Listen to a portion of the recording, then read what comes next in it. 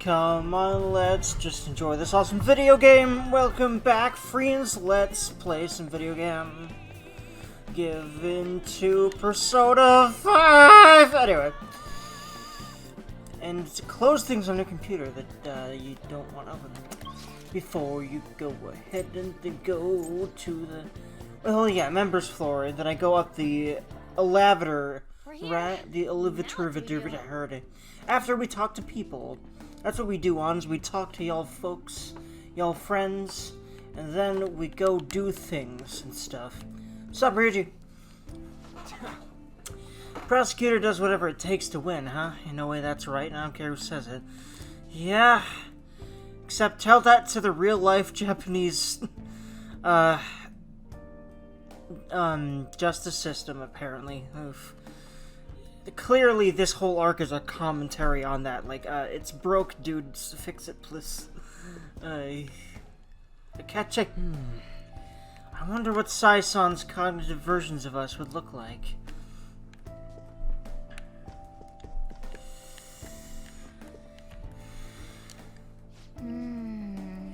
That was my first time in a courthouse. I've got to say, I have no idea how a stuffy place like that could be seen as a casino.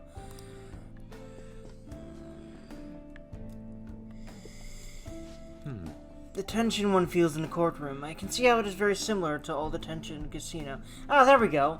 Yeah, I was wondering the same thing, really, to a degree. And I was thinking about, basically, my angle was, well, it's a casino because she gambles there. She's like, okay, I've got to win it.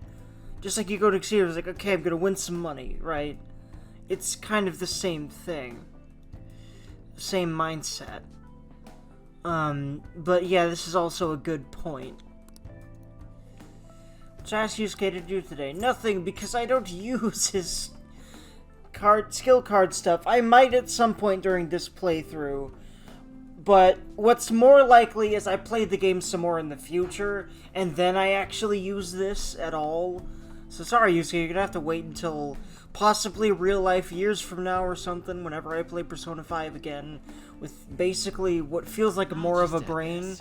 Because I'm slowly understanding how to have a brain when I play the video games, and it feels really good, man. Anyway, I am understanding more every day how to have more of a brain. It feels really good. I have something. Not ultra mega consistently, but more so than before, for damn sure. And that feels really, really good. Let us steal some things, yay. Then let's go up the elevator.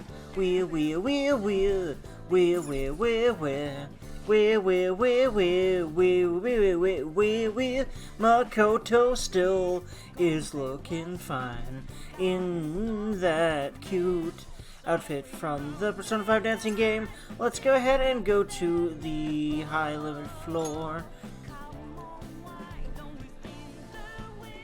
I love this Palace song a lot. I know I've said that a lot throughout the arc, but it's probably my favorite Palace song. For sure, it's good. To temptation! Especially how she belts that part. I love it. And this part here, maybe lose it all, yeah. She's awesome. This singer is awesome, and I'm glad she's been on so many Persona games now. And I do believe SMT games in general, but don't quote me. I know she's been on, I think she's been on, like, it's the same group, and he doesn't seem to be in 5, I think he's a little bit in 4, but he doesn't seem to be in 5. There's a rapper that also, like, is associated with, like, the group that singer is in, too, and they used to, like, that rapper, it's a dude, and he used to be in, like, there's songs in Persona 2, 3, and by 2 I mean both Persona 2 games, Innocent Sin and Eternal Punishment. And there's also definitely some rappy stuff in 3 as well, but I don't actually think there's any in 4 or 5, but don't quote me about 4. For some reason I can't really remember right now. I've played actually I haven't played 2, either version of 2, but I've watched a whole Let's Play of, I think it was Innocent Sin. Anyway, sweet, that door was blocking our paths, gone now. So this is what cognitive control looks like. You're gonna have a heart attack if you keep getting surprised like that. And I think he's not too surprised. He's just very good at acting that way so that you don't suspect him of being who he is. Ryuji. And of course Ryuji would be very oblivious about it, but I don't think even Makoto's caught on to him yet. And that's spooky, man, because she's got a really good head on her shoulders. Honestly, though, this is all someone hard to believe. Or at least I'm very good at acting like it is to me, even though I've been here a lot and I've shot a lot of people in here. Ha ha ha ha ha. Look, there's a counter up ahead. Should we head in here first? Should I head in there first? I suppose there would be no issue in stopping by before I murder Sai. I didn't say that part, huh? Let us go. So that I can shoot Sai in the face. Whoops, so you don't mean it when I say those things, even though I am gonna try. I don't remember if he actually intends to kill Sai here, but I feel like he does, and we stop him. Or else, like, she wouldn't be able to have us do the flashback thing. I forget exactly what happens here. But anywho, first let's look around here and make sure, I'm pretty sure we can't go up to the manager's floor yet. But we can go in here and have a nice safe room. I believe we can resume our operation. Yep, indeed. Yes, we can. It's a very handy place to have. And I'm gonna save in here, even though I just saved a bit ago, because welcome to just how ridiculously save scummy I get in every video game I play, because I'd rather not redo anything if I, you know, if that's an option. Just in case anything goes wrong at all. You select your desired floor. Yep, I cannot go up higher. Never mind, friends. Let's just explore. Do you have a minute? We need information on the floor. Let's go to the counter first. We might even be able to get some coins there. We roll the dice and have lots of sex with Makoto. Even though we're exploring her sister's palace, her sister probably does not know about Joker and Makoto at all. She's too busy to care about her sister's life at all. So, and Makoto probably does not want to tell her she has a boyfriend, because she'd be like, wouldn't that distract you from your studies? Break up with him. And that's why Sai needs to change, among other reasons. So, yeah, anyway. Welcome to the High Limit Floor, a proverbial gambling paradise. First off, we would like to extend a welcome gift to you. Yes! Awesome, they're giving us coins this time, too. Just 1,000, though. At least give each person that much cheapskate. I'm sorry, but the welcome gift can only be applied once per card. Furthermore, this is the map for the High Limit Floor. At least they're giving you the maps this time, but it makes sense considering Sai wants us to explore this place, which is an interesting twist on the way palaces have gone before. Okay, show us your prizes now. We want to exchange our coins for a member's card. We do have prizes, but that is unfortunately not one of them. How do you mean? What? And how are you supposed to get to the manager's floor? I assure you, there's no need for a card. Please head over there. Sounds suspicious. Well, we cannot proceed unless we check it out. Why don't we head over there for the time being? Alright, well... Save Desuwa first because I'm that paranoid and I do not remember what happens there. I feel like there's a mini-boss or something. Safe room. Perfect for chilling and killing some time, huh? Hecky! Let's do it. Chilling and killing some time. Hecky! Futaba. I love how chill and relatable she is to fellow shut-in nerd gamer friendos. Raise his hand. See it. Actually, no, I've never been as much of a shut-in as her, but I mean, I'm so introverted. And there's been a lot of anxiety-induced, well, I'm gonna stay home for the time being-ness is that there are days where I certainly am a shut-in to the degree Futaba used to be, but yeah, not every day.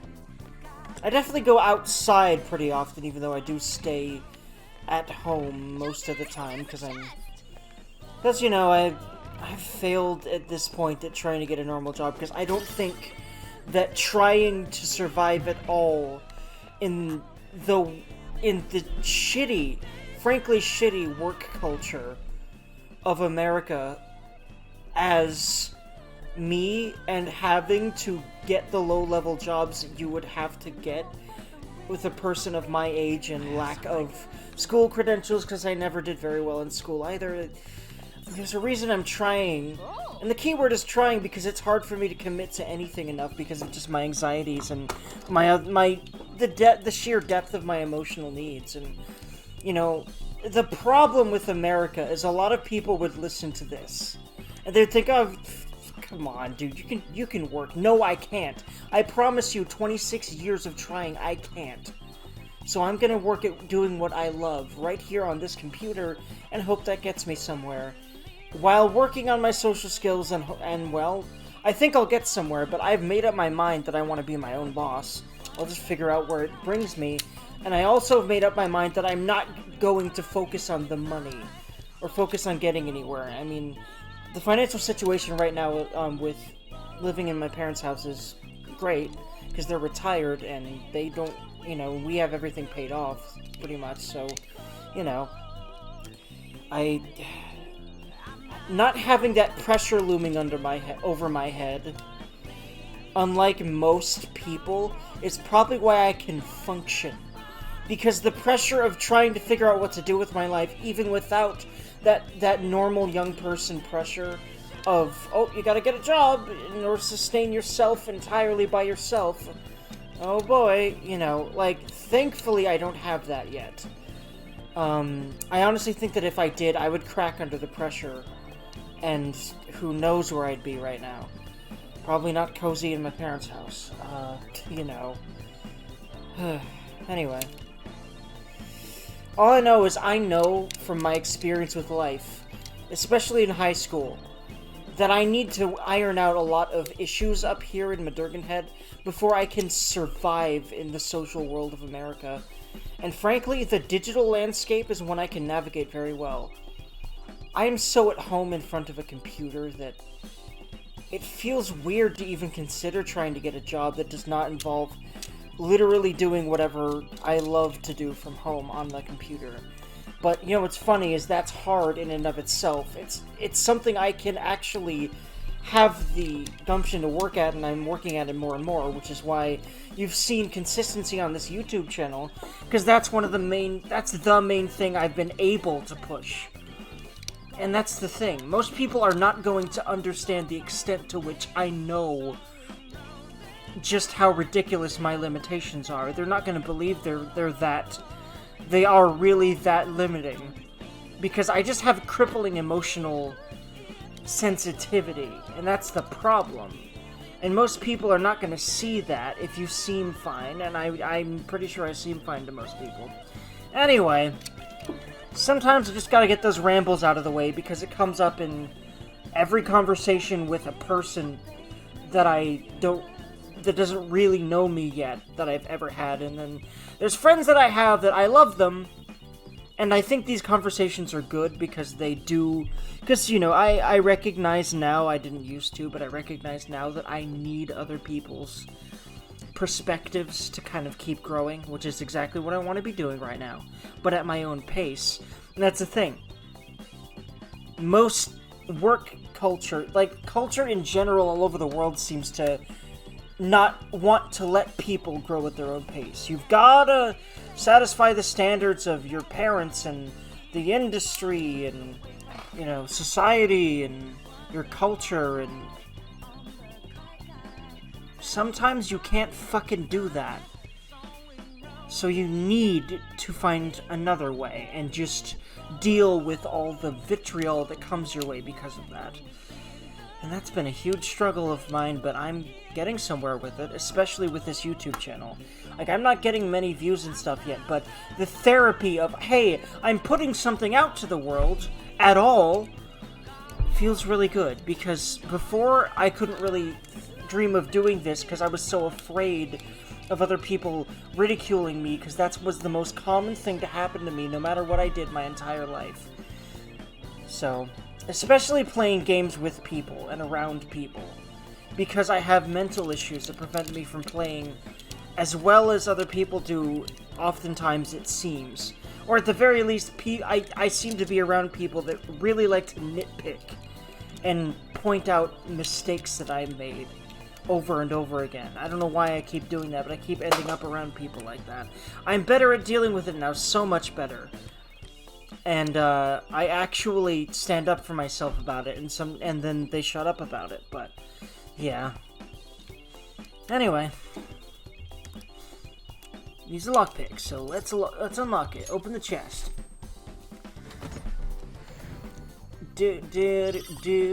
Royal dagger, yay! It looks like something you can handle, Joker. It looks superior to your current one too. Why not swap them? Time to change it up. All right. Isn't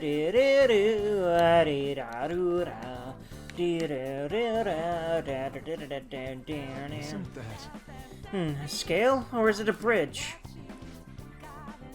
Maybe it's a scale-shaped bridge. That works. Doesn't have to be either or, Yusuke.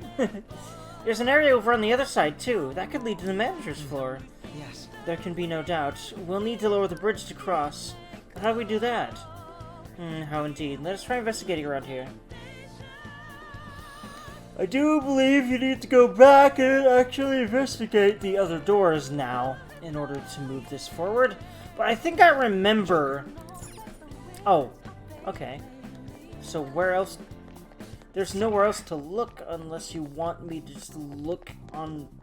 Oh, probably this podium here, or this thing here, right? Yeah, okay. Authentication device. Authenticating member's card. The required number of coins to activate the Bridge of Judgment is 100 motherfucking thousand. Against our measly 2. Jesus. What? We need 100,000 coins just to cross over there? It's getting clearer that she has no intention of letting us proceed onward. I don't believe there's any need for pessimism, though. Because I have a plan, because I'm fucking way too goddamn clever. And, hell, honestly, I think they should have seen it coming, what he's gonna do later, and what he's already done before. But, well, I don't blame them not, really, because he really is a genius. It's just really sad that he had to use that genius to be a fucking evil bastard. Or at least that's what he ended up doing. And I kinda get the reasons for that, but they're very contrived, you know, anime villain reasons for doing what he did. So it's kind of the main reason I don't like him as a character, really. Because I can appreciate how brilliant he is, and how interesting he is, and everything like that, and how clever he is, and etc. But I really just don't agree with how much conviction he has. And the reason, and I mean, granted, he's completely nutters. So, I mean, I guess morality goes out of the question when you're completely cuckoo for Cocoa Puffs, but anyway. We still obtained them in the end. If we can succeed... We can succeed if we do that again, then double our goal. I suppose this is the high limit floor. Indeed, there must be a high-risk, high-return game somewhere here. Though we'll need to win, too. Our first order of business would be to see what kind of games exist on this floor. Indeed, so let us actually go back like I was gonna do before and go look at the games. And then smoke marijuana. Yeah, no, I don't know why I joke about weed smoking a lot. I will probably never smoke marijuana. I mean, I'm 26 and I never have. I actually had an opportunity to smoke marijuana because friends in high school. I'm sure most people had an opportunity like that in high school. In fact, I had a couple opportunities, I'd say, but nah. Cigarettes, too. Nope, didn't do that either.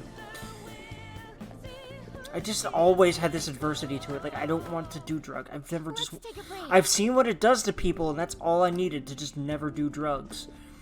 And I drink a little bit of alcohol, but I only really started at 23-ish. And by a little bit, I really mean, like, I stick to weak shit, and I drink every now and then, and shrug. And mostly it's just to relax and wind down sometimes. And I have no interest in drinking things that might make me throw up or have horrible hangovers or other things, you know, like that. Or make horrible decisions, you know, all the other things that happen classically when you're extremely drunk, which I never planned to be. Anyway, friendos. let us continue.